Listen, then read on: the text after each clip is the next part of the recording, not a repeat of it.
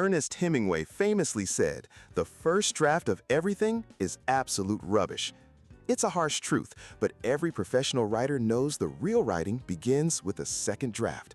The first is just you telling the story to yourself. Revision is how you translate it for the world. But most of us revise backwards. We fix commas and spelling first. That's like painting a house before checking if the walls are straight. A professional revision follows a hierarchy, always starting with the big picture. First, attack the structure. Is the plot logical? Does the middle sag? Is the climax earned? This is surgery. Don't be afraid to move scenes, combine characters, or rewrite the entire ending. There's no point polishing a sentence in a chapter you're about to delete. Once the skeleton is solid, you sharpen the language. This is line editing.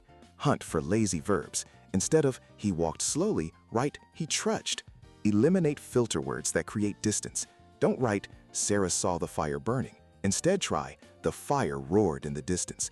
You're not telling us what she saw, you're putting us inside her eyes. Then comes the most painful rule. Kill your darlings. That beautiful sentence you love, that witty paragraph, if it slows the pace or doesn't serve the theme, it has to go. Good revision is as much about what you remove as what you add. And your most powerful tool? Your own voice. Read your work out loud, every word.